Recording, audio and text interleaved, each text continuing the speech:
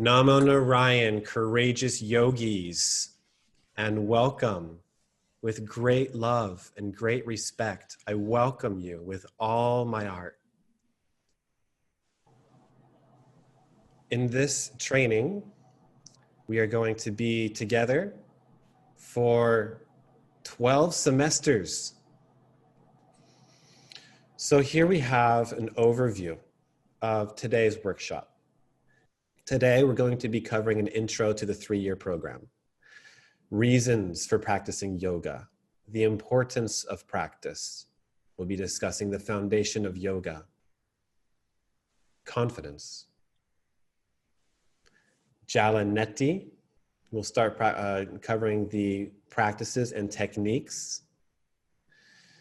And we will go through the asanas for month 1.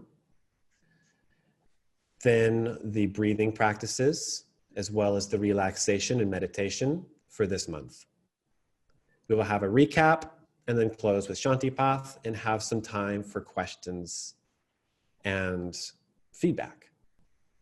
Okay, we begin with an invocation to Ganesh.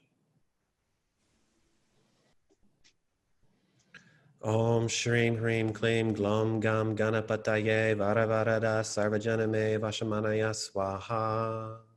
Om Shrim Hrim Klim Glom Gam Ganapataye Varavarada Sarvajaname Vashamanaya Swaha. Om Shrim Hrim Klim Glom Gam Ganapataye Varavarada Sarvajaname Vashamanaya Swaha. Om Shrim Hrim Klim Glom Gam Ganapataye Varavarada Sarvajaname Vashamanaya Swaha.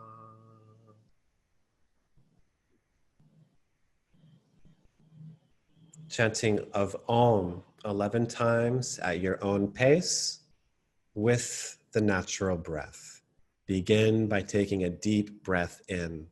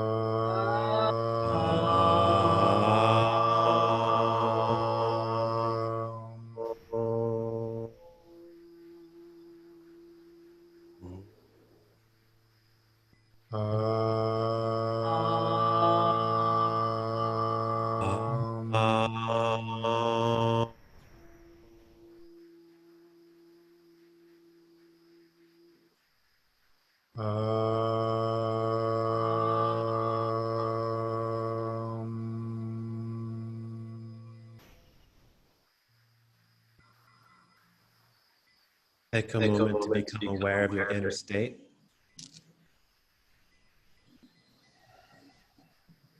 Your body and your breath.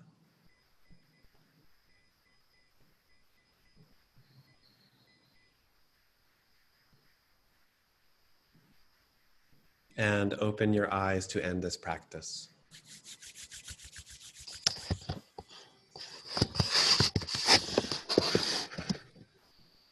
Welcome, Atma Kirti.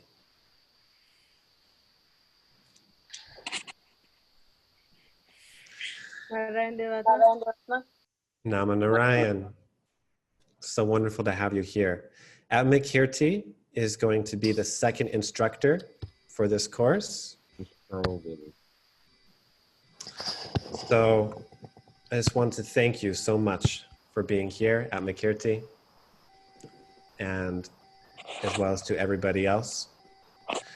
And at the end of this program, Atma Kirti Ji is going to be leading us through an example of the techniques covered. So today I'm going to be covering the theory, and when we get to the component of the practices for this month, I'm going to be introducing the benefits and the purpose of why we're going to be doing these practices now. And then she's going to be demonstrating the practical component. And you all also have access to the resources area on the webpage on tripurayoga.org for this workshop, which has your practice companions in the form of MP4 videos, MP3 companions for you to download, and also the workbook showing all the different asanas, all the postures. That's there for you to print out so that you can quickly transition to using those printout resources. And then after a few days, before the end of your first week, you'll have memorized the practices for month one, and you'll be able to progress at your own rate. And you'll also be able to modify what is the shorter versions. So let's say you only have 30 minutes to practice. Let's say you only have 15 minutes to practice. Well, I've given you those alternative versions there in the resource area. But once you get a hang for the practices and you see for your body type, there will be certain postures which you can do no problem, easy. And there'll be other postures that you do that you encounter physical rigidity. You don't have full range of motion there. You'll know which postures you now need to focus on more. So if you only have 10 or 15 minutes that day, then you can modify the suggestions that I've given, and you can make it more of a personalized program for you. However, I suggest that as much as possible, and definitely at least 3 to 4 times a week or every other day, if you can do the full version, then that'll be most beneficial. The full version of the daily sadhana. So this idea of sadhana, here we are performing yoga for a specific outcome. This is different than yoga practice. In yoga practice, you're becoming familiar with the different techniques of yoga, not only asana, all the techniques of yoga. You're practicing. And then when you got it down and you're ready to apply this now for some kind of transformational result, the yogic process, now you do sadhana. And then there's also yoga lifestyle. And yoga lifestyle is happening all the time. And we can understand yoga lifestyle as being a sattvic lifestyle, a lifestyle of balance.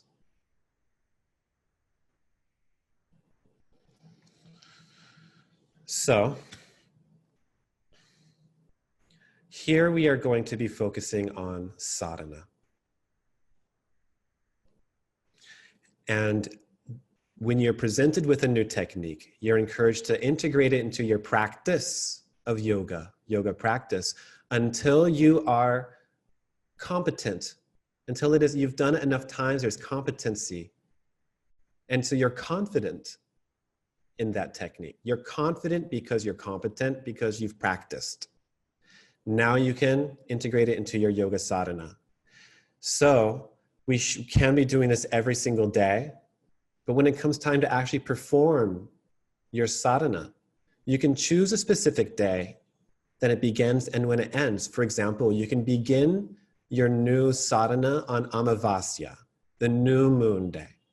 The new moon is a time of new beginnings. And it's good when we can work with the astrological influences that are there. So for this day, Amavasya would be a good day to start your yoga sadhana. But until then, you can be practicing. Practice every day. Practice every day. But then you can say, okay, from the new moon to the full moon, I'm going to do yoga sadhana of this practice.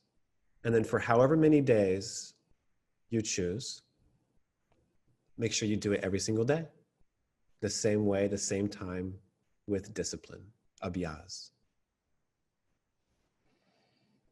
Okay, so let's really get started because we have a lot to cover here today. So now we have had a basic bird's eye view. We've also had an invocation to Ganesha. After Ganesha comes Guru. So we should give some accreditation. We should give some respect to the source of these techniques. So the source of this complete full yogic training is the Guru tradition or parampara of Swami Shivananda of Rishikesh, Paramahamsa Satyananda and the Bihar school of yoga tradition, as well as several other traditions, both well and lesser known. I myself am not a certified Satyananda or Shivananda yoga teacher. The reason is that I have always been completely focused on gaining practical personal experience, and I have never cared very much for titles, credentials, or certifications. I have been studying and applying what we are learning here for the past 14 years. Everything that I teach is the result of my own personal experience with the subject matter, and I vow to never teach that which I have not myself known directly. Sure, we'll talk about certain things. We'll talk about the theory of nirvikalpa samadhi, the ultimate experience of samadhi. Sure, we can talk about the theoretical understanding, but I cannot create a meditation to lead you there, is the difference. That being said, this course is based off of the textbook we call the Big Book, otherwise known as a systematic course in the ancient tantric techniques of yoga and kriya by Swami Satyananda. Everybody should have this book. There's more to this training than just this book. There's a lot more topics and practices that we're going to be exploring, but this is serving as our rough guide, as our map. So in addition to this, we will be exploring other sacred texts from the Rig Veda to the Upanishads, the Yoga Sutras, as well as important books by more recent authors. The scope of this training is to include the various limbs and paths of yoga into a fully integrated daily practice. And for this, we need discipline. Discipline is the means to great personal freedom, as well as a stress-free life. The yoga of discipline will become our theme for this first semester. Discipline is also the means to fruitful yoga practice. For this reason, we will be returning again and again to the word abhyas. The instructional videos in the resources area have given you the tools, but you have to implement them. Abhyas is disciplined daily self-effort. It implies purushart, self-effort, which gives you the reins to your life. In other words, you are not helpless, just the effect of your karmas. You have purushart, self-effort. You can exert willpower, and you can become the master to your destiny. Abhyas.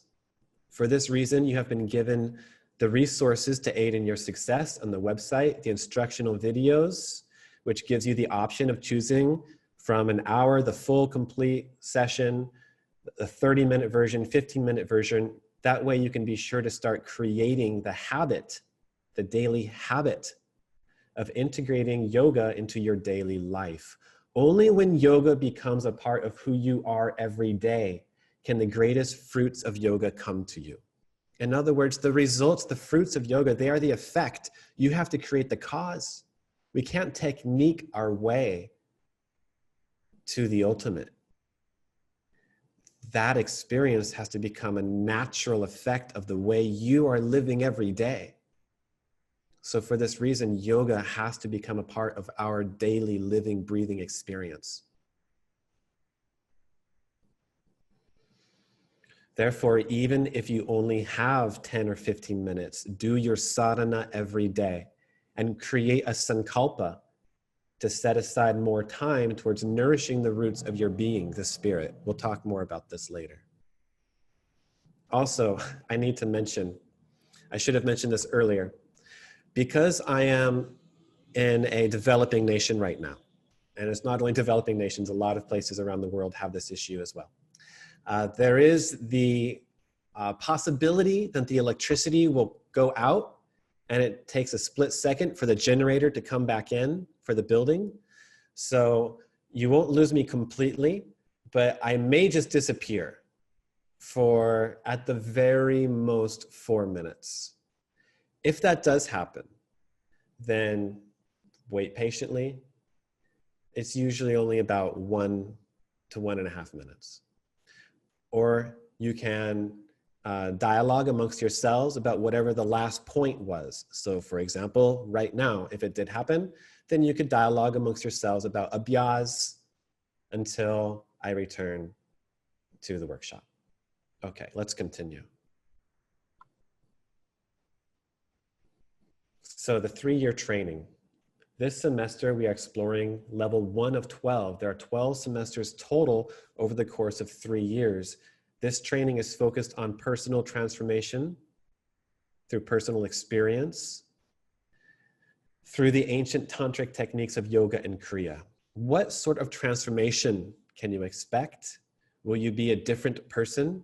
No, not really. You will become more of you, a return to self. Yoga empowers you to recognize who you truly are and returns you in power to your creative potential. Conscious control rather than subconsciously perpetuating your karmas. Rather than subconsciously perpetuating your karmas, yoga gives you conscious control. In addition to your daily yoga practice program, you will have assignments to read the textbooks for this course, as well as other sources, starting with chapter 1 of the big book, Yoga and Kriya. That is your first assignment. We're going to be briefly covering it here. Places I will be quoting directly from it, but there's more there than we can cover in the course of this workshop. So please do read chapter 1. Oh, I'm sorry, I apologize for that. Read chapter 1. So, if we start from page 1 in the big book, first, we are assured that the techniques in this book have their basis in authentic Vedic sources, which have been preserved in an unbroken lineage from master to disciple since time immemorial. In the modern era, these techniques and the wisdom to apply them has been given to us from the late great sage Swami Shivananda of Rishikesh and his disciples, foremost amongst them Swami Satyananda, the author of our text. We are very fortunate to have such detailed access to these advanced practices, such as Kriya Yoga. In ages past, they were secretly guarded and very difficult to encounter. We are greatly in debt to both Swami Shivananda and Swami Satyananda for making these coveted teachings so readily available to the modern person.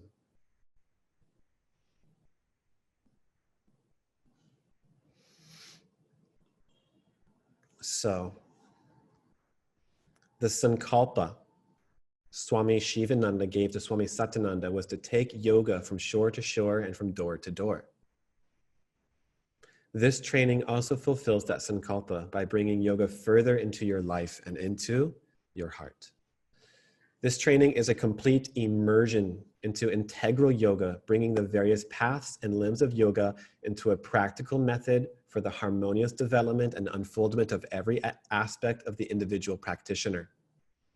You are introduced to the various branches such as Hatha, Raja Yoga, Mantra, Karma Yoga, Bhakti, Gyan, Yoga lifestyle, traditional theory and philosophy, and Kundalini Kriya Yoga, always with the emphasis on practice and personal application.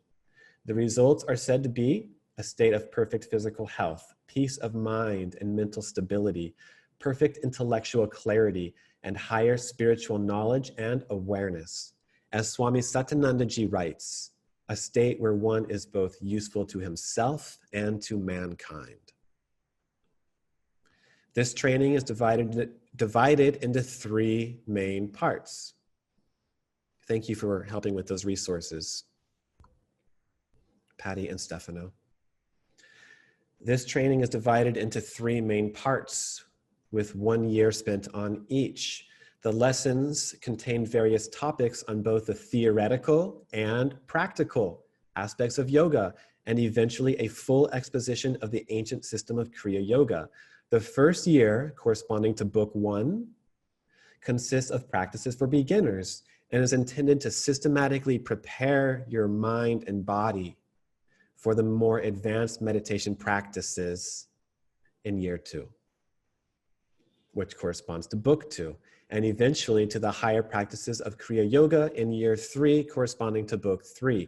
In this way, you are led step by step through the practices, the different techniques, so that by the end, you'll have an integrated approach and full theoretical understanding of Kriya Yoga, as well as many other facets of yoga. The webinars are divided into 2 parts, theory and practice. You will be introduced to the new techniques for the month during the first session of each month, as I previously mentioned. The theoretical discussions are intended to open your eyes to certain aspects that perhaps you were blind to before in this most incredible world around us, above us, and beyond us. We all have those things that we're just not aware of. The personal, individual reason that we approach yoga is not important. The important thing is that you are willing to overcome any prejudices and apply yourself to the practice towards having your own personal experience. Sri Swamiji has assured us that any reason is good enough for starting yoga. All he says to us is, be aware of your mind. Do you feel more peaceful? Have you developed greater concentration using yoga? If so, then through personal experience, you will know that yoga practices have a beneficial influence on the mind as well as the body. So we can use yoga to help us fulfill so many aims in life, to become more disciplined, increase mental prowess and concentration, improve memory, improve physical health, your digestive fire, maintain homeostasis. It'll help you develop new perspectives, open your mind, expand your awareness, and empower you to think in new ways. It can help you become more attractive, both mentally and physically, and to attract a life partner, if that's what you're looking for. It improves your relationship with yourself tremendously, and in so doing, improves your relationships with all others as well. You can use yoga to help you heal, recover, and overcome physical limitations. Yoga does not ask you to believe in any dogmas or to change your religion. It is a path of personal practice made up of techniques which can be universally applied by all. We all have a body, we all have a breath. And this picture is in Pai, northern Thailand. Yoga aims at enabling you, empowering you to know yourself and to see your weaknesses. The ultimate aim is to expand your awareness, to open your eyes to the vast number of things around you, of which at present you may be unaware of. Like Shakespeare said, There are more things in heaven and earth than are dreamt of in your philosophy. Yoga shows us how to keep our minds open to new possibilities. The importance of practice. Sri Swamiji says that his aim here in creating the book is to encourage you to become a suitable vessel to receive the influx of higher consciousness. To achieve this, personal practice and self-effort become our center of focus, starting as though we know nothing. Lesson by lesson, the techniques are taught in step with your personal practice and experience. Your objective is abhyas. That is regular and intense practice of the techniques as they are introduced and explained, progressing from the simple to the more difficult, so that you will eventually be able to do practices that at present seem completely impossible to you. Lessons include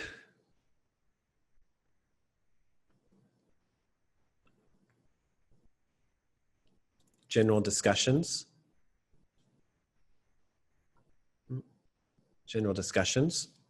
and then intended to develop your understanding of integral yoga, various cleansing techniques, shatkarms, which aim at progressively purifying your body to help it meet the demands of the more subtle practices of Kriya Yoga, daily practice of asanas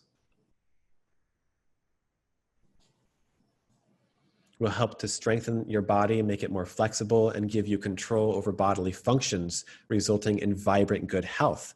Different pranayama techniques are included to develop your breathing capacity, leading to better health, as well as greater clarity and calmness.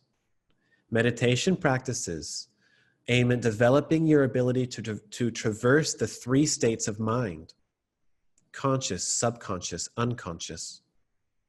Purging the subconscious, purifying the subconscious, and experiencing the various levels of featureless awareness in the unconscious mind.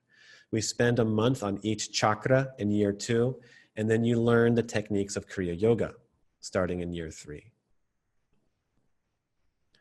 Some of the practices that will be covered include body cleansing. These are various practices to purify the body.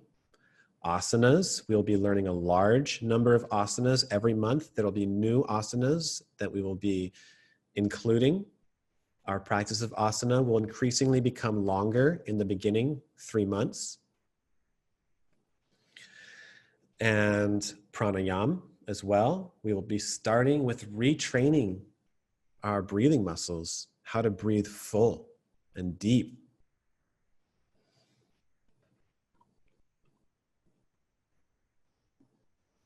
Mudras and bandhas, which there are hundreds of, but we will be concerned with those most relevant to the practice of Kriya Yoga, such as Shambhavi, Khichari, Vajroli, Yoga Mudra, Maha Mudra, and others, as well as the primary bandhas for directing the energy in your body, Mula Bandha, for example.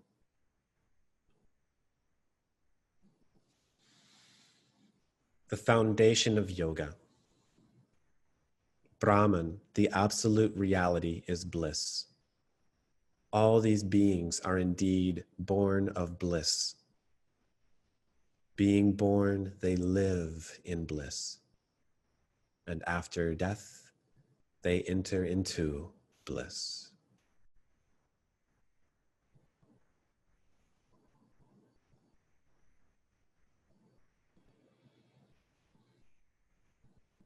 This beautiful viewpoint on our origin in bliss is from the Taittiriya Upanishad. Many of us can feel comfortable with the idea of perfect bliss out there in the universe somewhere, or of some great being embodying bliss. But we often shrug off the idea of such greatness being within ourselves.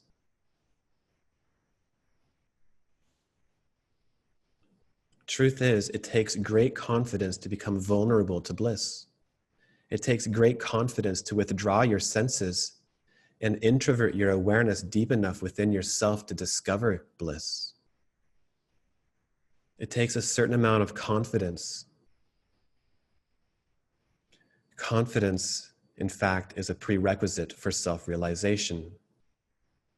The yogic practices that make up your sadhana gradually develop awareness to that inner bliss that is your own true nature. And from that experience comes the confidence that you are that bliss that you had been searching for in vain through the senses and the outer world. Upon making contact with and reconnecting to that permanent source of inner bliss, contentment and self-born joy within the core of your inner being, you find deep inner peace. You are no longer pulled and pushed here and there by the desires of the ego mind. So you must take up great confidence in the self. You must be confident that there is a higher intelligence beyond the mind. In fact, this type of self-confidence is the foundation of yoga. First, you must have confidence that the Supreme Atman exists and is within you. You must be confident that it can be known, and that those who want to experience it can know it directly. Remember, beliefs bend reality. When you have chosen to believe with confidence in this imperishable, eternal, and supremely blissful Atma, the real nature of the self starts to open up to you. The self is not illumined by the mind nor the senses. The self is illumined by the light of the self only. It illumines itself. Therefore, it illumines, the self is illumined to those that it chooses. We have to go about attracting grace, attracting the grace for the self to reveal itself to us. And we attract that grace of the self through self-effort. So you must take that first step of self-effort. Then grace will meet you halfway. So there must be a certain component of active participation on your part. It is not enough to be a passive participant of this course. The extent to which you exert yourself will determine the results you derive from this training. So before anything else, I invite you to take up great self-confidence with firm belief in the existence of Atma. Once you have this confidence, you can follow the bliss in your heart anywhere on both the spiritual path as well as in the jungles of the world. The more you believe in yourself, the more you will find that inner voice guiding you and gifting you with pearls of wisdom in the form of the intuitions of the heart.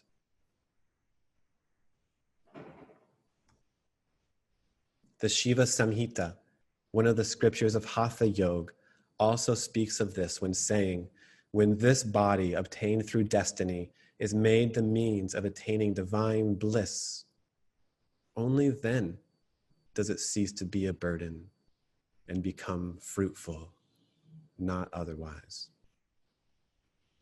Chapter 2, verse 41.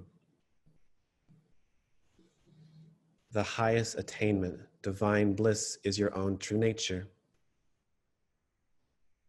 In the past, you must have all done so much penance, so much self-sacrifice, and so much hard work so that you could have a human body and sit at the banquet hall of the gods. We each have this chance to know the Supreme Self. And so we have come here to learn how to put our bodies to use through the practices of yoga and Kriya. That bliss, anandam, we experience that bliss every night when we are in deep sleep. The bliss of the unconscious state, sushupti, during deepest sleep is that same anandam. When we go into the sushupti state of the unconscious mind, but with awareness present, such as during meditation, then we experience the perfect bliss, that perfect bliss of featureless consciousness while conscious. Not only does having an experience of not being the mind liberate you from the ego, but the bliss you experience totally reorientates your life towards an unbroken awareness to that bliss that saturates everything.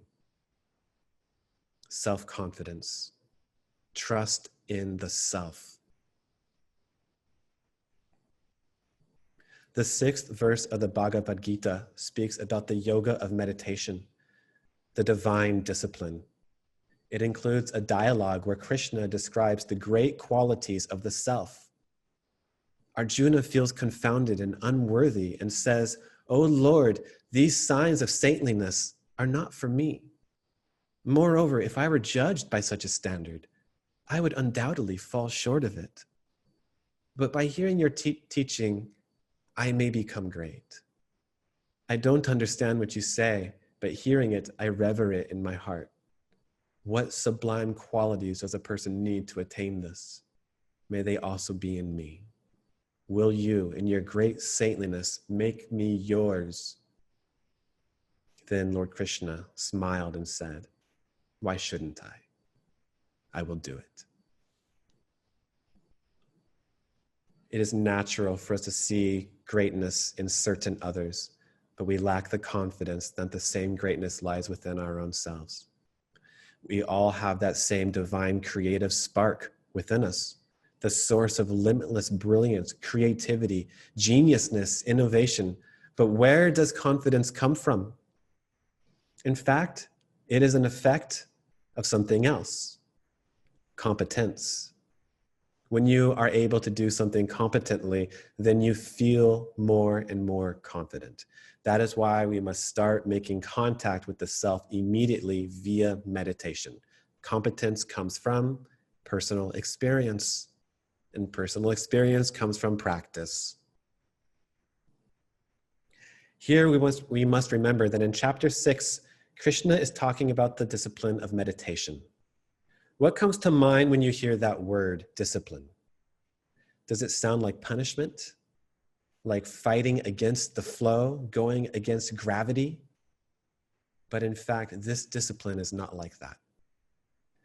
The discipline that you're being asked to integrate into your life makes life easier, makes life more manageable, allows us to set and realize our goals with what limited time we have in our life. Discipline allows us to rise above our lower nature and experience a higher quality life. Upon meditating, you start to encounter a new type of happiness.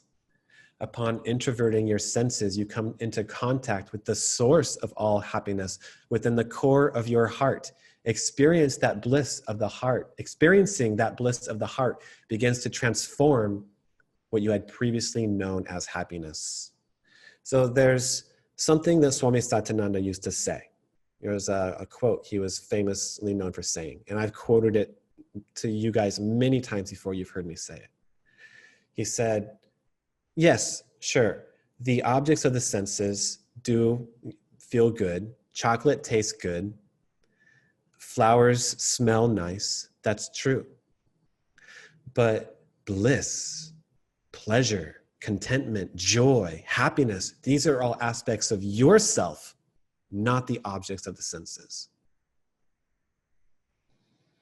And through meditation, we start to encounter that bliss within our own heart and recognize that not only do we have this bliss within us, but you are that bliss and can never be separated from it.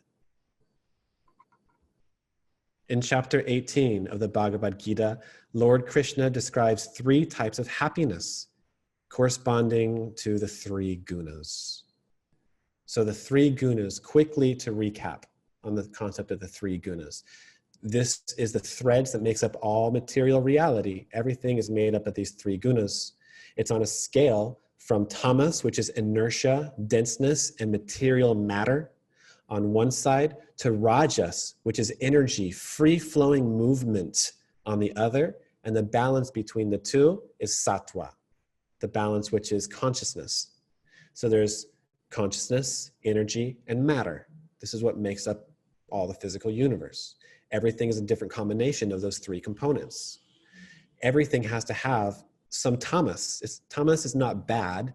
We call it inertia or static energy. Sometimes it gets a bad rap when we say, oh, this is a tamasic person, or this is a tamasic behavior, or this is a tamasic food.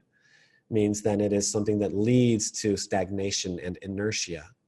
But we need to have tamas, or nothing would have a defined form. It gives everything its defined form as well. Your body, this defined form is tamas. The breath and the energy and the vitality is rajas, and the awareness, the consciousness is sattva.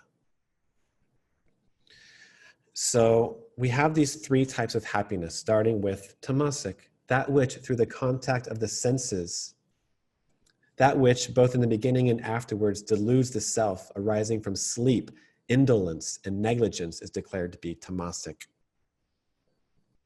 That which through the contact of the senses with their objects is like nectar in the beginning, but poison in the end. That happiness is said to be rajasic. That which in the beginning feels like poison, but in the end tastes like nectar. That happiness is born out of the tranquility of your own mind and is declared to be sattvic. When we start to discipline the senses and introvert our awareness within ourselves as beginner meditators, at first it feels like a struggle. We don't know what we're going for. We may encounter the tensions of conscious thoughts, pent-up emotions, and the impressions of the subconscious, and they may seem to empower us. And at times we may wonder if meditation even works at all. The mind may protest and resist going through the process of introversion. So in the beginning, it is bitter, but in the end, it is sweet. As the mind experiences a taste of that inner bliss during meditation and becomes more tranquil, at that time, the practice becomes like nectar.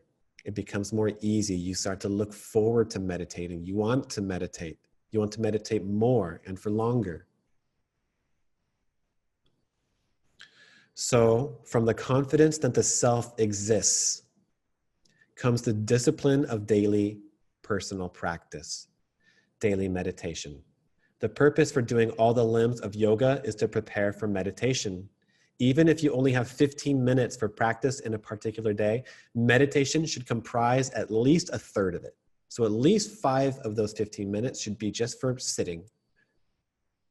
All the different techniques and practices of yoga are the limbs, but meditation is the body. Lord Krishna explained to Arjuna that sattvic happiness is born from the tranquility of the mind. It is not dependent on the sensory stimuli, nor is it dependent on unconscious states. It occurs naturally once you withdraw the senses from the respective objects. The sattvic happiness you encounter during meditation totally sets you free, because then you are not dependent on any object of the senses. It is the happiness of your own true nature. Think about what kind of happiness you have known in your life. Have you ever suddenly just felt happy for no reason at all? And just felt just bubbling joy, just rising up from within your heart. You didn't win the lottery. You didn't meet your favorite movie star. You just felt 100% happy. That pure happiness is your inheritance. It is your true inner state, and everything else is a modification, a form of tension and rigidity that we learn to loosen and free up with the various practices of yoga. But these practices of yoga can only give results when practiced consistently over time with daily devotion. For this reason, see discipline as your best friend. You don't have to live your whole life on a schedule, but there should be those times you set aside every day for spiritual practice. Just like you set aside time every day to eat and to nourish your physical body, we need to take the time to nourish our soul as well. Therefore, abhyas.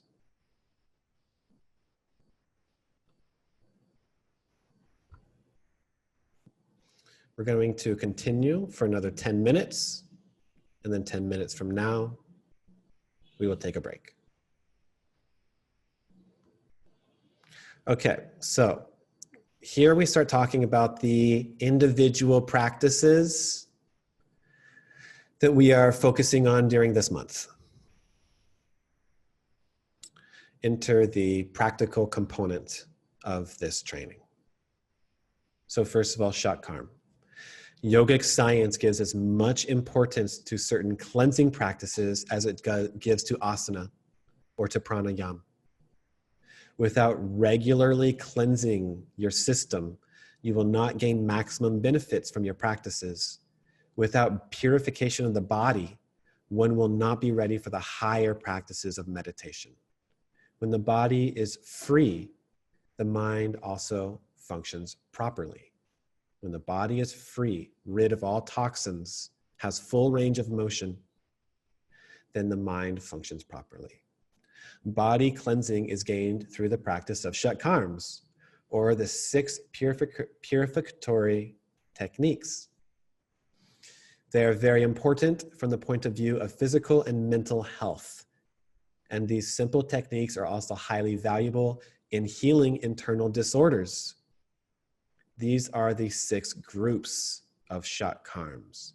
Neti, which includes nasal cleaning, and also Sutra Neti, which is where you're using a thread to cleanse the nasal passages. And Jala Neti, using water. Dodi, cleansing of the digestive tract. Here we use, for example, salt water. We pass salt water in order to cleanse the digestive tract. Noli, abdominal massage. Basti, colon cleansing. Kapalbhati, purification of the frontal lobe. And Tratak is also considered a Shatkarma. So the first technique we study is Jala Neti.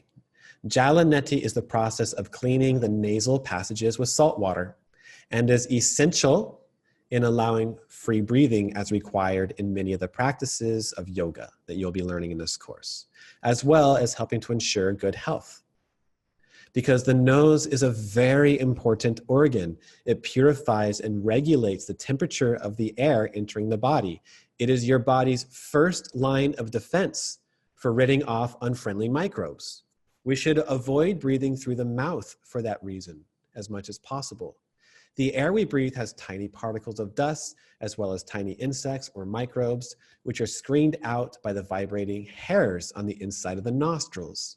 In the deeper parts of the nose, mucous membranes remove millions of microbes that could have potentially done the lungs great harm. Also, the sense of smell keeps us alert to the presence of dangerous fumes and gases in our immediate environment. The practice of Jala Neti helps to unblock and rinse the components of the interior of the nose and nasal passages by using lukewarm salt water. The still photo here is from a YouTube video that I did the first year of the channel. And if you were to search Tripura Mandala Jala Neti, you'll find it, but I will also send it to each and every one of you at the very end of this lecture today, so that you have this resource. Yes, and thank you, Juan. Use pure salt. Pure salt. Most people do neti while in the shower, which is a safe place to learn since you don't have to worry about spills. The water used in the practice should be pure and lukewarm. Body temperature is the ideal temperature for pouring water through your nose. The water should then be mixed with clean salt in the portion of 1 teaspoon per half liter of water. Make sure the salt is fully dissolved in the water. Fill the neti pot with the prepared salt water. Hold the bottom of the pot with one hand. Gently insert the end of the nozzle into, for example, if you want to cleanse the right side first, you enter it into the left nostril. There should be no force involved, but the nozzle should press firmly against the side of one nostril. So then ideally no water leakage occurs. And then you progressively tilt your head to the right side. And in this way, raising the neti pot in such a way that the water runs into the left nostril. Make sure that you keep your mouth wide open so that you can breathe. If the pot is in the correct position, if your head is tilted at the suitable angle, and if there's a tight fit between the nozzle and the sides of the nose, then the water will flow in through one nostril and out through the other nostril. It doesn't matter if water flows into your mouth or throat. If you are sufficiently relaxed, this should not happen.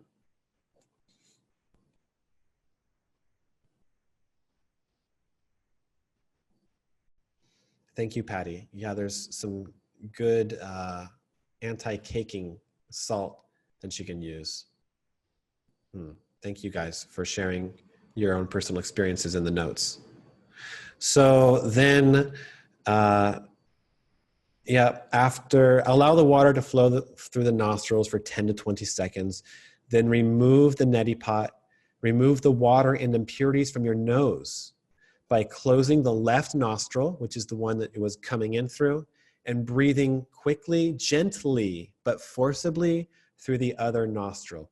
Don't blow so hard, however, that you damage your nose and might cause bleeding if you were to be too forceful. It should be gentle, just gently airing out the nostril. In this respect, the practitioner should use their discretion. Then you close the nostril, the right nostril, and do the same for the left. And then you continue for the right side, and the right nostril for the left side, 20 seconds, repeating the process. And then when you've done it for both sides, clearing between, you do each side, then you dry the nostrils by standing tall, bending forwards so that the trunk assumes a horizontal position. Bend forward, close one nostril, breathe in and out 10 times to be able to purify, and then repeat this process with the other side.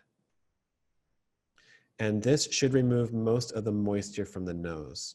If any moisture remains, then you can repeat with the vigorous in and out breathing, gentle but vigorous, until the nose is perfectly dry. Once the practitioner is familiar with the technique, the whole practice can be done very quickly, 4 to 5 minutes. It's ideally practiced early in the morning before breakfast, and you can do it every day or 3 to 4 weeks if sufficient. Or if you go in the ocean every day, that's another option. So just go surfing every morning, problem solved. Yes. Oh, wait, I went too fast, sorry. Okay, so people who suffer from chronic bleeding of the nose should not do neti without expert advice. Make sure the water is not too warm when you introduce it into the nostrils. Do not breathe in and out deeply when removing the moisture from the nose. It should be a gentle breathing just to clear the moisture from the nose. If the sinuses are blocked with mucus, be careful not to blow your nose too hard. It is very easy to push the mucus further into the cavities, which you don't want. Ensure that the salt fully dissolves in the water before pouring it into your nose. And people who have great difficulty passing water through their nose may have structural blockages, such as a polyp. In this case, expert advice needs to be sought from your physician. If there's a slight burning sensation, a slight burning sensation in the nose during your first time that you're using salt water, most likely this is natural. It will disappear as your nose tissues become accustomed to being in contact with salt water. Neti is the best method of preventing and eliminating colds. An effective cure for the common cold has not yet been found. Neti is not foolproof, but it goes a long way to solving the problem. A cold indicates something significant, namely that your body is in a weakened state. If this was not the case, the cold virus would not be able to penetrate the defenses of your system. So the cold virus flourishes in nerve tissues, particularly the olfactory nerves in the nose. During a cold, neti greatly helps by removing the accumulated toxins in the nose. This is usually where most of the virus are. So regular practice of neti, even when you don't have a cold, keeps the nasal passages working optimally, and thereby helps to maintain a healthy body.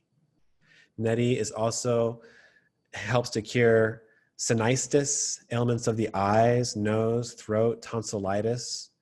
It is effective in removing headaches, insomnia, and fatigue. Neti has a subtle influence on the various nerves which end in the nasal passages, such as the olfactory bulb and other adjacent nerves which innervate the eyes, ears, and other organs of the face. This has a very soothing influence on the brain and can help to relieve such ailments as migraine, epilepsy, even depression and chronic tension.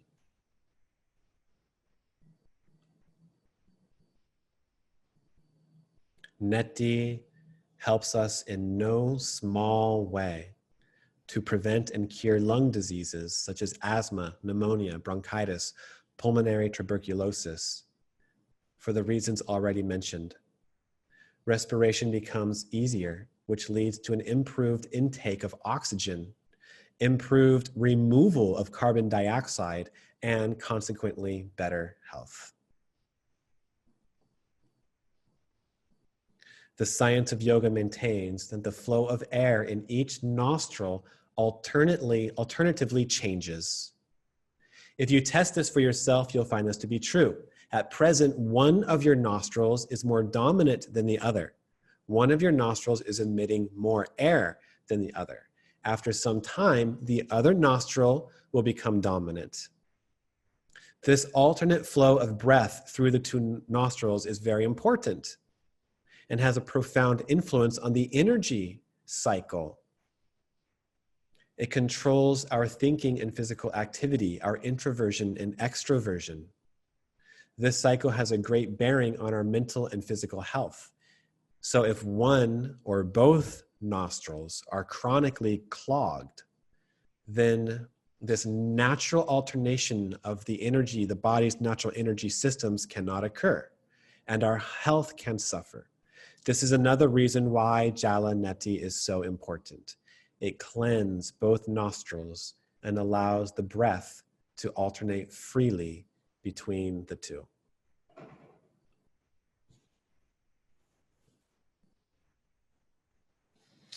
So we're going to take a 10-minute break. And thank you, everybody. You're free to stay and to chat. I will be returning in 5 minutes to lead us through 5 minutes of kirtan, optional. And we will begin again at Pacific time, 11:17, Eastern time, 2:17. Hari Om.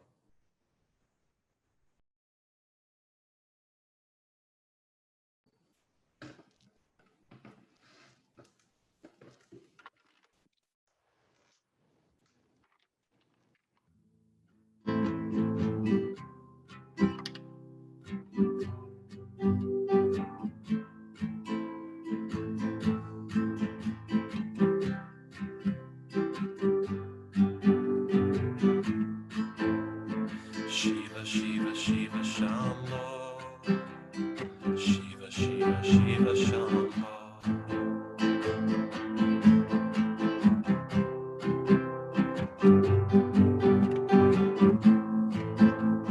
Shiva, Shiva, Shiva, Shambho.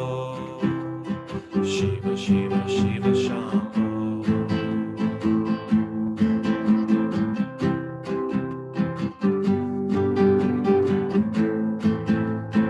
Mahadeva Shambho, Mahadeva Shambho.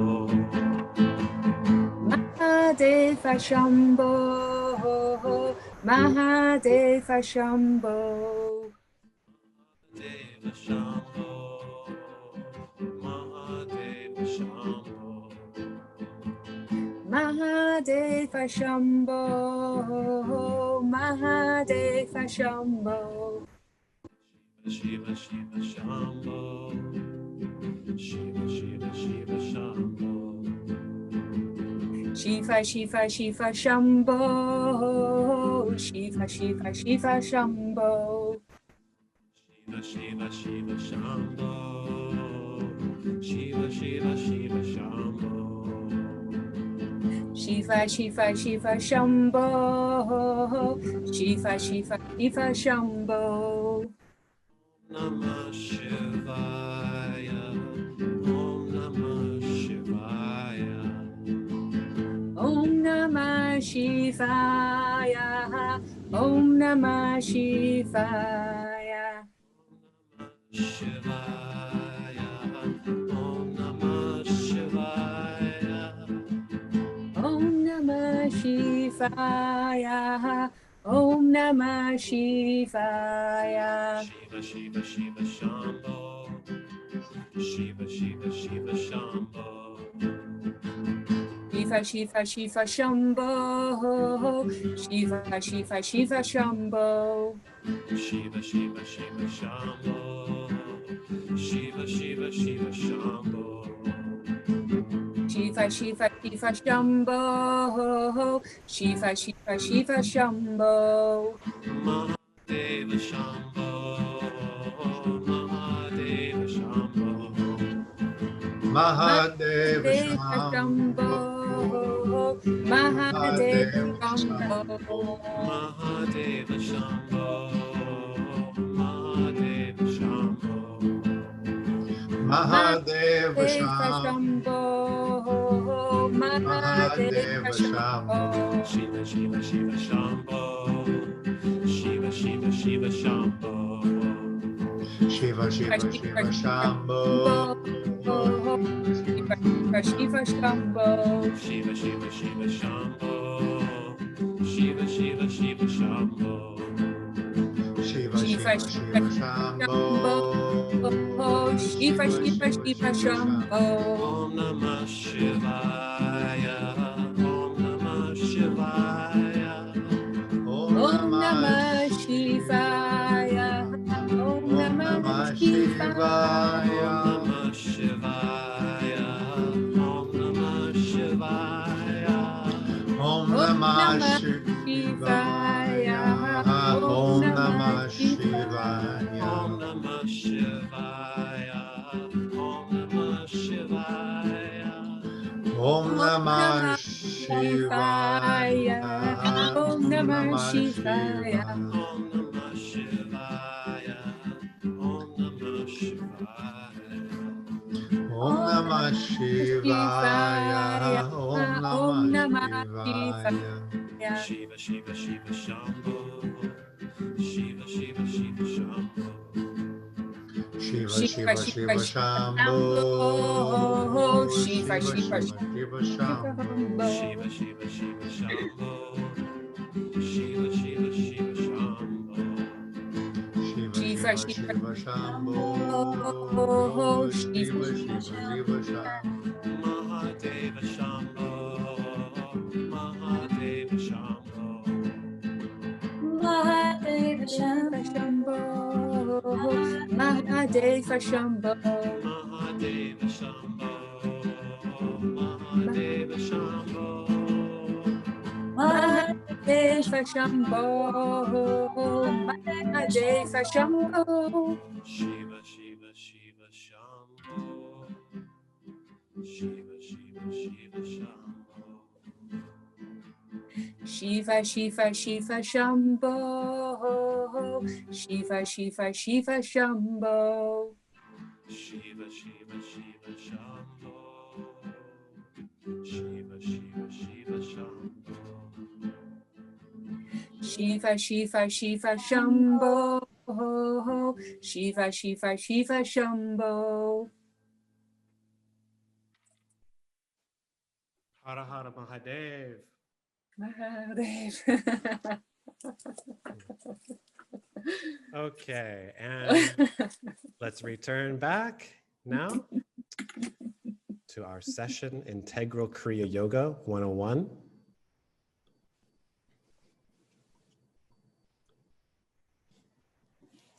Thank you, everybody, for returning and joining me here.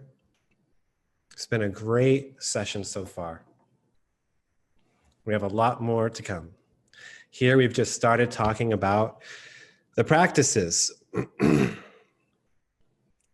So let's talk about month one asanas, right? So in this section, we are going to discuss the purpose and benefits to the asanas belonging to your month one sadhana program. At the end of this lecture, Atmakirti is going to be demonstrating for us the asanas we're going to talk about now. And she's just going to be running us through each asana very quickly so that we see its proper implementation. We're not going to do the full hour-long session today. Okay, it'll probably take her about 20 minutes just to demonstrate. And then since you now have seen it demonstrated for you live, and you also have the video instructional guides as well, you can start utilizing it in your own way, in your own time, every day. So most people today are physically very stiff. Because of this stiffness, they cannot sit in one position for very long, especially as is necessary in higher yogic practices. Due to this physical rigidity, we quickly feel the urge to move our limbs in response to discomfort or just to stop the practice altogether. These following simple exercises are designed to generally loosen up your body and prepare you for meditational asanas. Here are some guidelines. Practice in a well-ventilated, unobstructed room. Fresh air is preferred. Avoid overly windy places. Use a folded blanket or a rug, preferably made of wool, placed on the floor.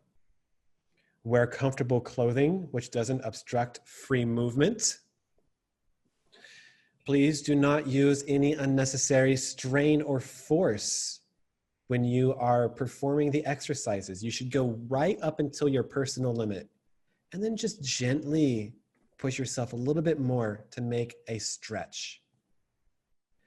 But don't force or push or jerk. Though you may find that your muscles are a little stiff to begin with, rest assured they will begin to stretch even after a few days of regular practice. The body is incredible at adapting. First practice, Gulf Gordenen, ankle cranks. The first of these pre-meditative asanas we are learning loosens up the ankle joints. All the foot and leg asanas help in returning the stagnant lymph and venous blood without oxygen. They thus relieve rigidity and cramping. This exercise, specifically Arteditalyasana, half butterfly, loosens up the thigh, knee, and ankle joints. It is an excellent preparation for meditation. By practicing Arteditalyasana frequently, you can more easily sit in cross-legged poses. This is an excellent pre-meditation exercise for those of you who want to sit in lotus positions. Gently, after you do this practice, it's recommended that you gently straighten the leg. So here, she is demonstrating with her right leg. So when she's done, should straighten out the right leg in front of her and then bend it all the way in once more, all the way into the groin, and then again extend it. And you do this to reset, to realign the knee afterwards. Next is Sroni Chakra, hip rotations. This exercise helps to strengthen the muscles and joints of the legs in preparation for meditational poses. It opens up the thighs, the inner thigh, as well as Uttanasana does the same as well. It opens up the inner thigh, the muscles of the legs. Squat and rise pose. This exercise strengthens and loosens the whole leg, especially the knees. When it is perfected, you should be able to squat comfortably on the ground with both heels flat on the floor. So for those of you who have seen, there's a lot of people who cannot squat. I'm one of them, by the way. I cannot squat. I cannot sit in a squatting position with both of my heels flat on the floor. And it's typical for a lot of Westerners to not be able to squat. So this technique will help you get there, because we can all do that. It's just the body, just different groups of muscles we haven't exercised, as well as different places that rigidity forms. Next, Chaki Chalanasana, churning the mill, which is an excellent exercise for the shoulders, lower back, lower abdomen, and waist. Next comes Gatyatmak Mera Vakrasana, dynamic spinal twist. This exercise gives the whole spine a good twist in both directions and thereby loosens up the vertebrae and tones important spinal nerves. Next, neck movements. Griva Sanchalan. All nerves connecting the different parts of the body must pass through the neck in order to reach the brain. So the following movements tone up these vital nerves and generally loosen up the neck vertebrae. It is also an excellent method of reducing tension and inducing calmness of the mind. It can also help relieve headaches caused by too much tension in the neck and shoulder regions. Next, we start to prepare for relaxation. Nokasana is really your ideal tension relaxation exercise, because coming into Nakasana, boat pose, you have to tense all the muscles of your body. So for those of you who have learned tension relaxation exercises, this completes that same aim. It's a very good asana for relaxing the muscles and joints of the entire body. It brings immediate relief to people suffering from nervousness and chronic tension. Next is Shavasana, corpse pose. Shavasana asks you to lie down on your back and develop total physical stillness and surrender. For that reason, it's considered an advanced posture, as few of us are able to observe physical stillness while awake for any great length of time. In this month, we will be focusing on part 1 of Shavasana. We will get to part 2 of Shavasana in next month's program. Pranayama. The ancient yogis were fully aware of the importance of breath. No breath, no life. Breath is life. Breathing is a process that we rarely give much thought to. It occurs automatically with our awareness, yet at the same time, it is something that most people do incorrectly. How's that? If breathing is a spontaneous function of the body, how is it possible to do it incorrectly, you might ask? The answer is that our respiratory muscles become lazy and cease to give optimum inhalation and exhalation. We can also be absent from our body. If we've experienced trauma and we're not fully in our body, we're not breathing fully. So it is written in the Hatha Yoga Pradipika, life is the period between one breath and the next. A person who only breathes halfway only lives halfway. He who breathes correctly acquires control over their whole being.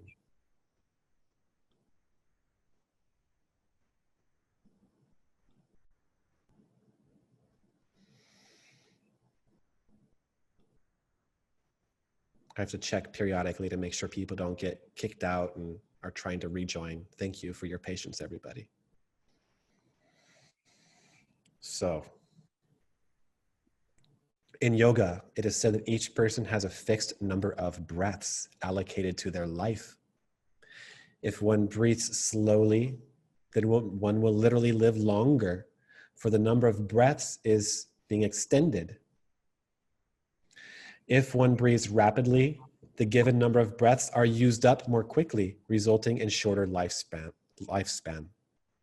A fast breathing rate is associated with tension, fear, worry, etc., which tends to lead to bad health, chronic tension, unhappiness, and of course, therefore, shorter lifespan. A person who breathes slowly, deeply, is relaxed. This correlates to relaxation, calmness, and happiness, which is conducive to longevity. Modern man, through fear, competition, and hatred, does not allow the respiratory system to work as it should. We take quick, shallow breaths, which in a way is in accordance with the fast, superficial, modern way of life. There are a large number of factors that influence our breathing. For every emotion, for every state of mind, there is a corresponding breathing pattern. However, the surroundings and way of life of modern man does not encourage breath awareness and proper respiration. Asthma, bronchitis, pulmonary tuberculosis, and a large number of other ailments are indirectly caused by starving the body of the oxygen and pranic nourishment that it needs as a result of shallow respiration. A person who is reasonably relaxed and sitting inhales and exhales approximately half a liter at a time. Now, if that same person expanded their chest and abdomen to the maximum that is possible and thereby drew more air into the lungs, it would be possible for them to draw in approximately 2 more liters, from half a liter to 2 more liters. It is for this reason that learning to breathe properly is so important. This month will be rebreathing, relearning how to breathe. So by now, the advantages of deep breathing should be obvious, but what about slow breathing? Why not breathe deeply and quickly? The reason is simple. Time is required for the transfer of oxygen and carbon dioxide. So we can split the process of breathing into 3 parts: abdominal breathing or diaphragmatic breathing, middle breathing, and clavicular or upper breathing. Abdominal breathing is associated with the movement of the diaphragm and the outer wall of the abdomen. This form of breathing draws in the greatest amount of air for the least muscular effort. It is often hampered, however, by tight fitting clothing, belts, and other things that prevent the movement of the belly outwards. Then there's middle breathing. This form of breathing is achieved by movement of the ribs during expansion of the rib cage outwards and upwards by muscular contraction. The lungs are allowed to expand. This results in air being drawn into the lungs from the front side, and inhalation takes place. Finally, there's upper breathing. The inhalation and the deflation of the lungs here, in this case, is achieved by raising the shoulders and collarbones. This method requires much effort for very little output.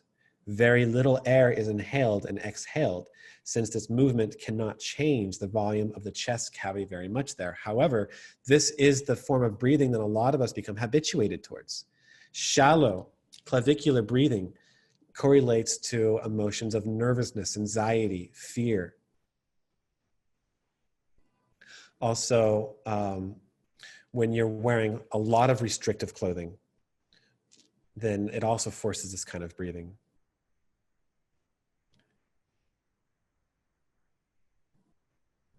Finally, there is yogic breathing. Yogic or deep breathing combines all these three modes, abdominal, middle, upper, into one harmonious movement. It is this type of breathing that we are interested in developing, since only yogic breathing can give the maximum inhalation and exhalation of breath. Just a few minutes of yogic breathing daily can work wonders. It will make you much less susceptible to illness, and you will acquire mental power quickly. It improves vitality, and it also improves calmness in your daily activities. Your thinking and clarity of thought will improve. It returns your awareness to your inner state of mind. The deep, systematic yogic breathing will tend to retrain breathing nerves and muscles and reflexes that may have ceased to be active by lack of use. In other words, at present, you might be breathing only from the chest, hardly using the abdomen at all. Yogic breathing will start to retrain you to breathe abdominally. And this awareness will stay with you throughout the day and therefore allow you to inhale the full amount of air that your body requires for nourishment and good health.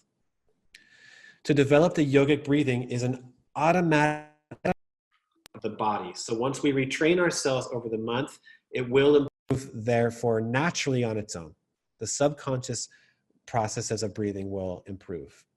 So try to develop the habit of consciously breathing yogically every single day during your sadhana, and also intermittently throughout the day, even if just for a few seconds, even if just for 3 to 5 breaths.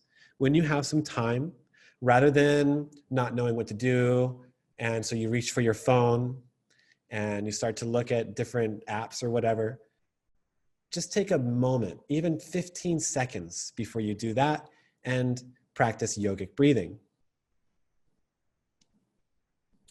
Anytime that you feel tired, angry, overwhelmed, sit down, or if possible, lie down in Shavasana and practice yogic breathing.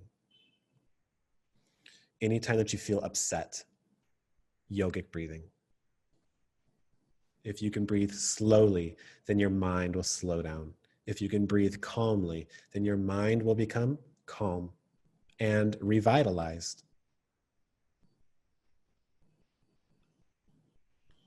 In today's training program, we have learned about abhyas and have gained an orientation to the entire 3-year program. We talked about how any reason is good enough for starting a daily practice of yoga, as well as the importance of regular, sustained personal application of the yogic techniques comprising your sadhana.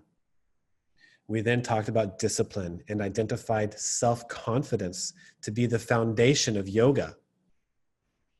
Next, we went over the purpose and benefits of the various techniques for month 1, such as jala neti, ankle cranks, half butterfly, hip rotations, squat and rise pose, churning the mill, dynamic spinal twist, neck movements, boat pose, shavasana, and proper breathing, culminating with yogic breathing. Your assignment is to journal every day and practice daily self-analysis. Journal every day and practice daily self-analysis.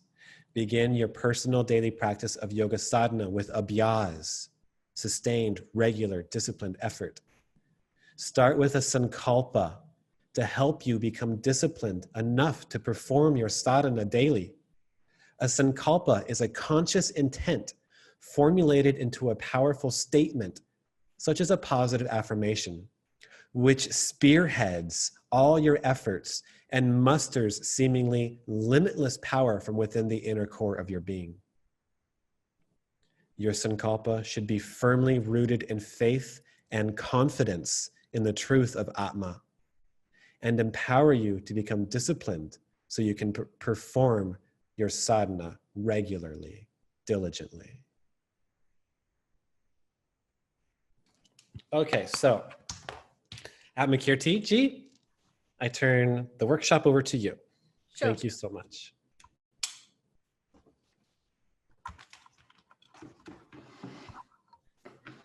everyone. Namo Narayan. This is Atmakirti. I'm a certified yoga teacher from Bihar School of Yoga. And today I'm going to demonstrate a few of asanas, which is just like a quick, if you wanted to practice with me, you can. Otherwise, you can just see how I'm doing and you can add these asanas in your personal practice. That is Gulf Ghurnan, Arteditalyasana, Sroni Chakra, Uttarasanas, Chakki Chalasan, and Gatyatmas, Sanchalasanas, Griva Sanchalana, and Nokasana, and then Savasanas. So now we will start with the Gulf Ghurnan, that is called ankle crank. And here we do like this. We just keep our leg straight and then we bend it.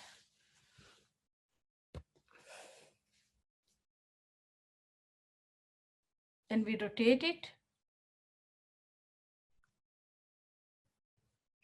clockwise. Here we will do just quick 3 times clockwise and 3 times anti-clockwise. All the details is written on the PPT. You can see I'm just showing the asana how to do.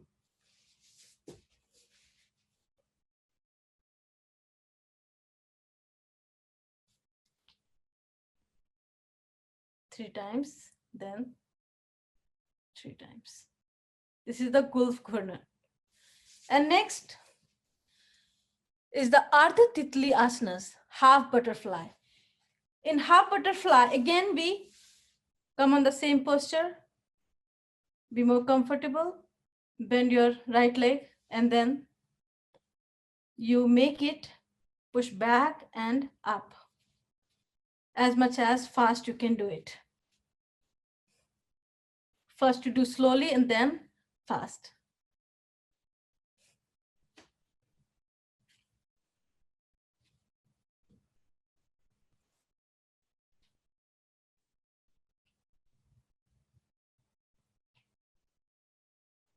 Now with other leg.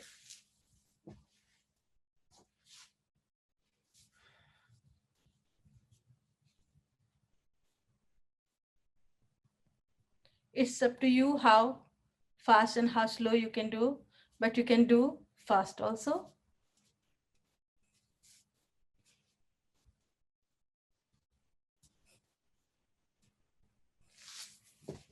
Now next,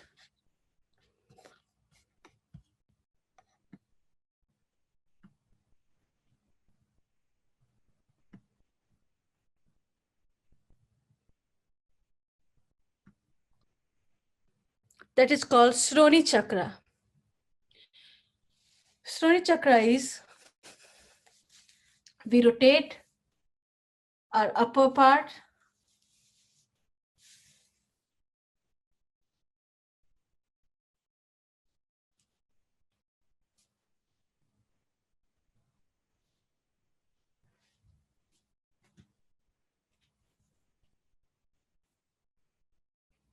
now with the other leg.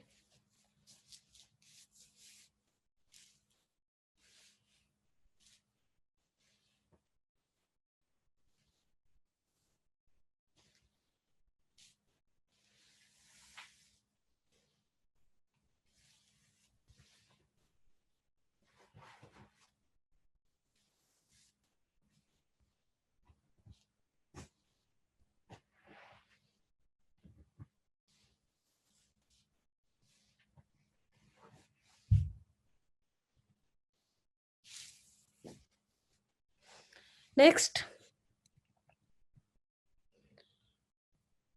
Uttanasanas. In Uttanasanas, we stand.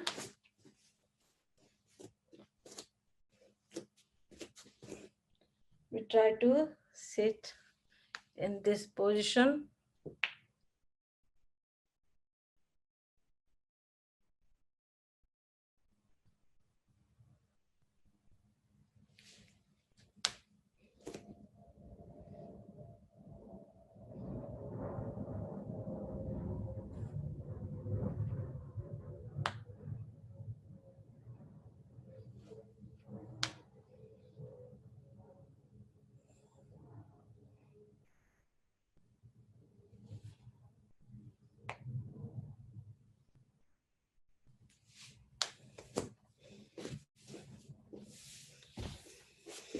Now,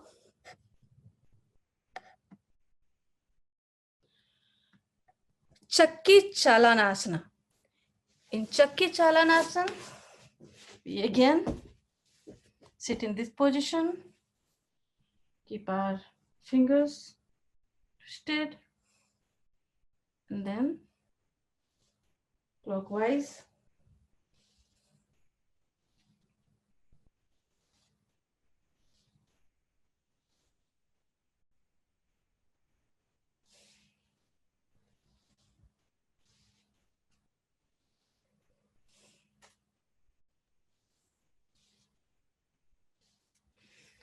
It's up to you how many times you do, clockwise or anti-clockwise. And then now,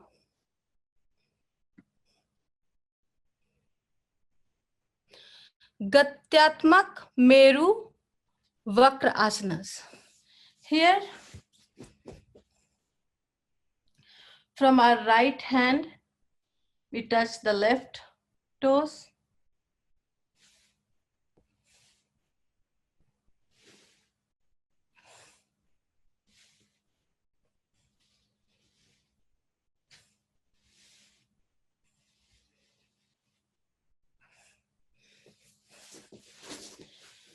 Next,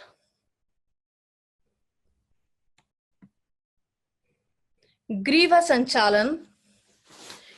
In Griva Sanchalan, we move our neck.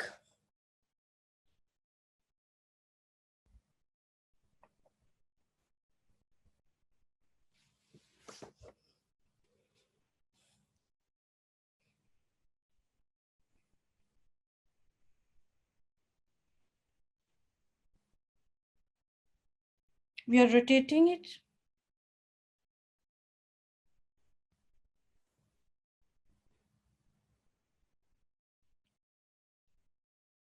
Clockwise, then anti-clockwise.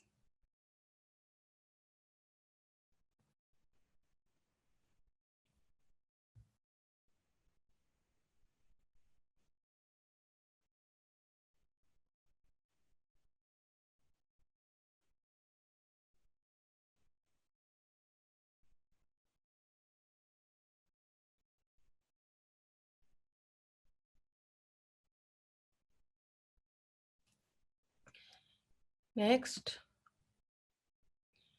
Naukasana.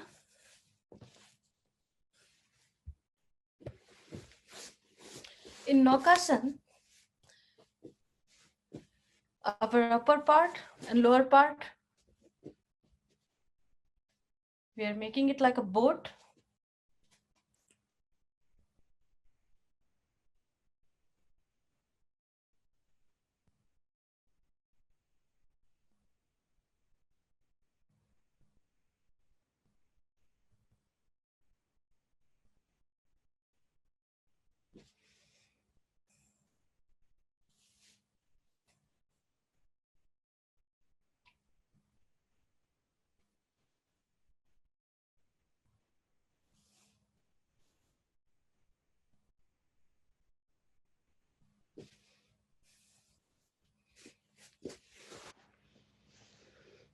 Next, Shavasana. In Shavasana, we are lying down on floor, legs slightly apart, hands slightly apart, and we are just like dead body. Not moving anything.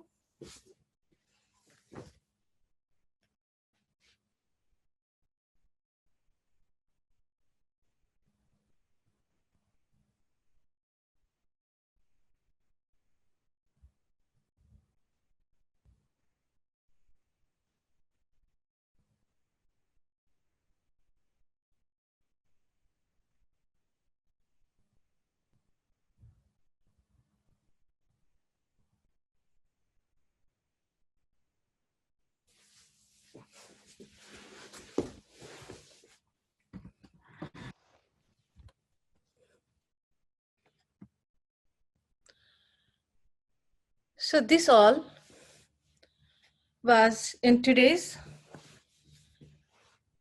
practices. And if you want, you can read more about this and you want any assistant, you can come to us and we can show you again and help you again how to do it.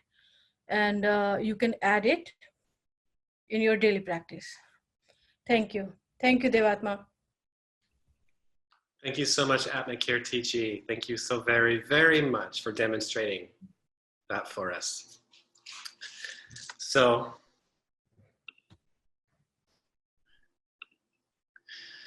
this has been an introduction, and you have the resources.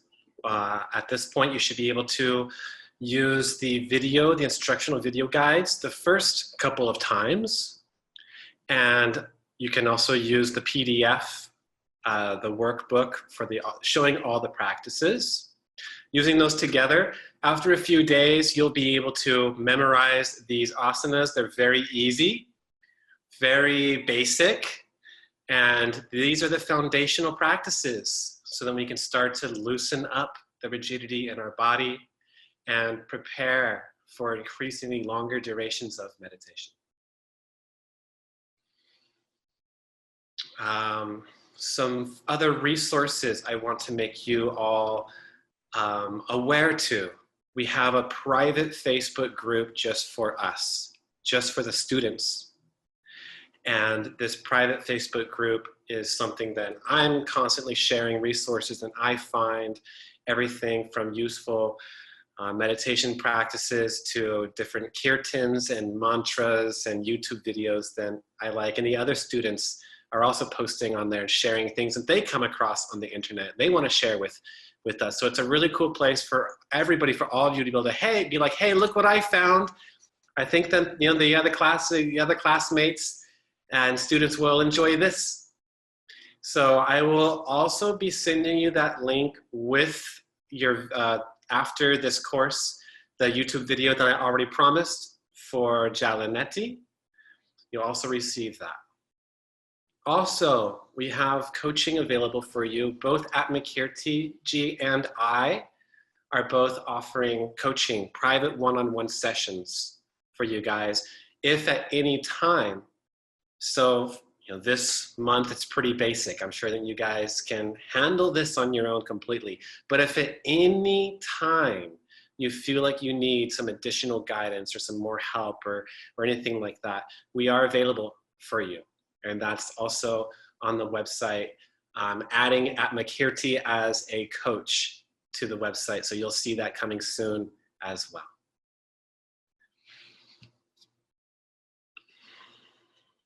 This has been a great session, and I'm absolutely thrilled to be beginning this path with each and every one of you.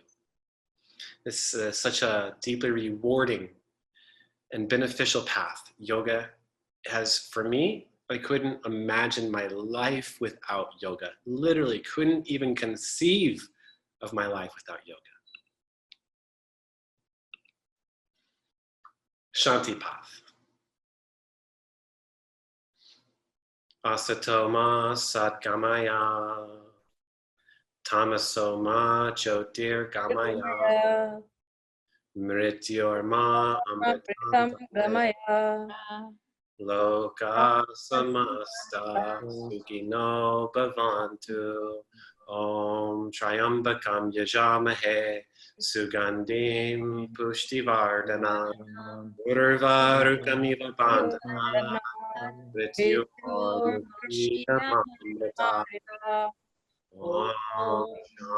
Shanti, Shanti, Hari Om. With great love and great respect, I thank you all with all my heart. If anybody, this is amazing. We ended exactly right on the minute that we were supposed to. Thank you, Guru. Thank you, Guru. And if you need to get going, for those of you who are ready to go on to your next things in your life, thank you so much for joining us. We will be joining again here in an hour, and we will be joining again in a week. In an hour. No, I need a little bit more time than that to prepare. But we will be rejoining again, same exact time, same link, same password, same everything, 1 week. And I look forward to seeing you there. Otherwise, we do have another 15 or 20 minutes or so for those of you who want to hang out and ask any questions or offer your feedback.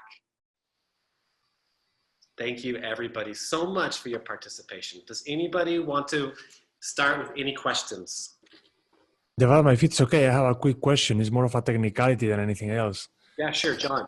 I am not too clear if the course actually gives you, I mean, if one completes the 3-year course, do you get the teacher training as well? Not that I'm doing it for that reason, but it's just a curiosity. We're going to be offering you instructor positions as we go. So as you complete one training, you'll be able to take a quick instructor orientation so you could actually lead the next ones. As far as like an overall complete yoga teacher training, right now we haven't put anything like that together outside of Tripura Yoga. So far, the opportunities for that will be as you complete these sessions. And there will be more developed on that will be available on the website in the next few months, as we have now officially launched this training program. And there's so much to grow from here. Thank you. Yes. Good to see you again, by the way. Good to see you too, brother. Aaron, did you have a question? Yes. So as far as the practices go, besides Jalaneti and the yogic breathing throughout the day and the asanas you gave, is there any meditation practices that we should be doing this week or not yet? Yes. So we're going to be talking more about that next week. Okay. There's a lot of important information still from month 1 that we're still covering in the next lectures to come. However, the meditation is already included for you in your resources. Okay. It's all So the meditation for this week is Shavasana. the hardest one. Yeah, it's just Shavasana. So, this is the very, very beginning of meditation. And so the very beginning, what we're learning is 10 minutes of Shavasana. Shavasana stage 1, in which Shavasana stage 1 is we're rotating our awareness around the points of contact between your body and the surface beneath you, and increasingly becoming still. And you go back and forth between awareness of the breath and awareness of the body. Awareness of the breath, awareness of the body. So the body becomes relaxed on that first level. So you think, so you go and you become aware to the breath. But then after breath awareness for a few moments, you notice that some tension has come back to the body. So you go back to the body, and again, you relax the body, then you go back to the breath, and you do this back and forth for the duration of that 10 minutes, while also rotating awareness around the points of contact. So we will be increasing every month. There will be more of a meditation component. And for this month and next month as well, that is Shavasana. Great. Thank you for that question. One little question. You said journal daily self-analysis. What kind of self-analysis like? Thank you. Yeah. Thank you. Another video that I will send you after we conclude here by Swami Shivananda. One of the videos on the Tripura Mandala channel is called Self-Analysis, Daily Self-Analysis. And it's a quote, it's a whole speech, actually. It's a whole speech by Swami Shivananda in which he describes in his own words the importance of self-analysis. So I will include that with the email to follow in a few hours. Please do watch that. It has some beautiful Balinese music in the background, which you're sure to enjoy. However, to address that just very quickly right here, it's that time where you should stop, and it's introspection, where you reflect back on your day, your actions of the day. What good actions have you performed? What bad actions have you performed? What things that have you done that has helped you in achieving your sankalpa? What things have you done where you got distracted from your sankalpa? and which you weren't on track with realizing your sankalpa. All of these things, you know, the more that you become aware of your sankalpa, and that's another thing that I offer now in private coaching is sankalpa coaching, helping people to become conscious and aware and formulate a sankalpa. And but once you got it, and everybody on some level, you know what your purpose here, you have a soul purpose that's here and it's always been there in your life. You've always known that there's some higher work that you have to do. And so that sankalpas that we have, we need to journal on them constantly. How are we doing in achieving them? What obstacles are we identifying? How are we dealing with those obstacles? How much are we making progress? Daily progress. Your own personal daily progress report. And so this practice of daily introspection is really important. And your journal, because what we're doing is we're increasing awareness. We're just going about increasing awareness, increasing awareness, increasing awareness. And your journal is an incredibly powerful tool to facilitate that process. Thank you so much, Erin. Can I say something? Nicole. Yeah. Now, first of all, I'm so blessed and thank you both. Yeah, I really liked it. And I want to say to all the students that on every Saturday, we all have Kirtan together. And I like it so much. You now have a short introduction, but on Saturday, we sing together. And it is so nice with Atma Kirti and Devatmachi. And on Sunday, it's also a free meditation. So I also go every Sunday there. So come. That's good. Thank you so much, Nicole. Some other free resources that we do have for you guys. So we've been meeting every Saturday at 1 o'clock p.m. Pacific, 4 o'clock p.m. Eastern. And we've been singing together, kind of like what we did today during our intermission. This Kirtan, which is being led by myself and Atma Kirti, is free and available to you all. It's if you go to the website under the community tab, you'll see Kirtan group under the community tab on the website. Also, a free Sunday morning meditation. So we have found in the course of doing these workshops, which is a new addition to Tripura Yoga, by the way. These workshops have only started since the pandemic, since March and April. And we've realized, however, that there's something really special and unique about live meditations. And there's a certain dynamic and certain element to a live meditation that you just cannot capture with a recorded version. Recorded versions of meditations can be great, but there's just something about the live experience that has that other element, that other dimension to it. So we've been free, every Sunday morning. We just had our last one today before we started this workshop. It's also there for you, 8 o'clock a.m. Sunday morning Pacific time, 11 a.m. Eastern. And again, under the community tab, Sunday morning live is, I believe, what it's called. More free resources for you guys. As it's such a divine honor, such a blessing to have you participate, and you are all the ones making this possible. Without you, there would be no training program. So enjoy all these resources for you that are out there. Any other comments, questions, concerns? Yes, Lee. Yeah, Muqing is my first name. Li is the last name.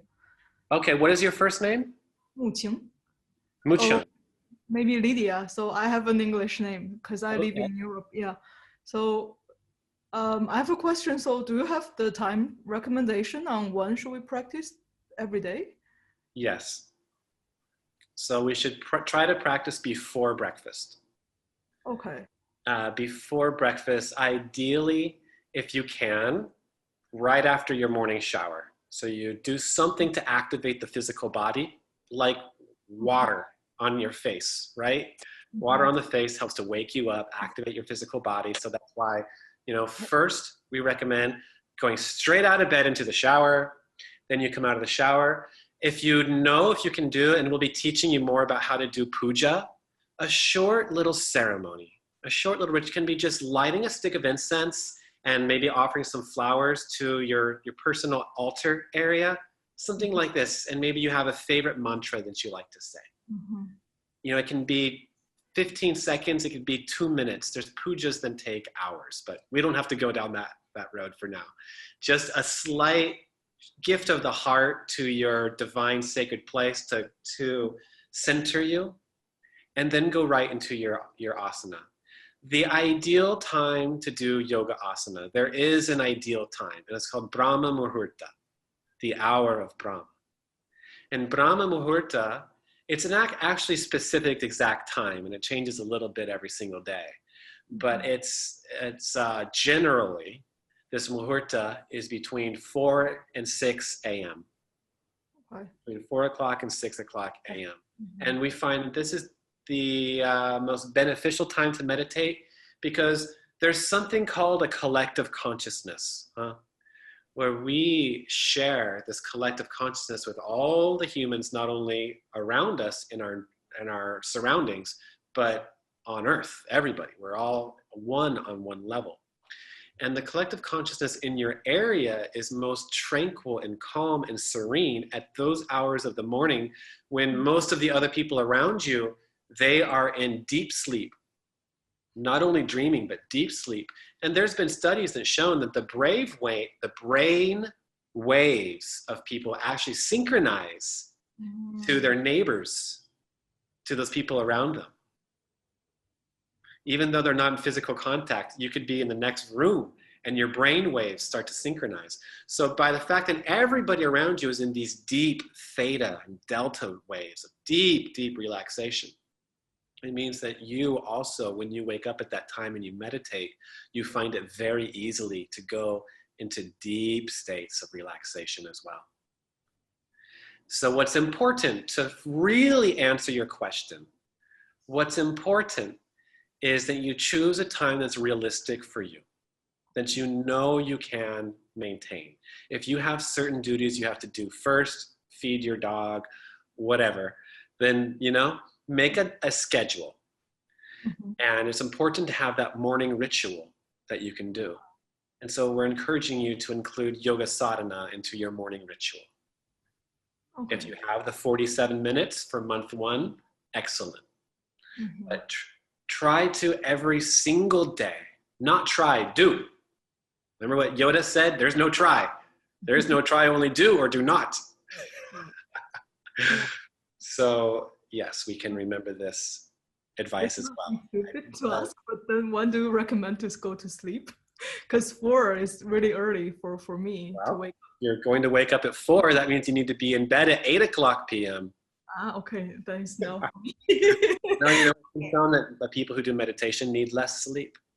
Okay. People who meditate frequently need less sleep. So you could go to sleep at 10 p.m. and wake up at 4.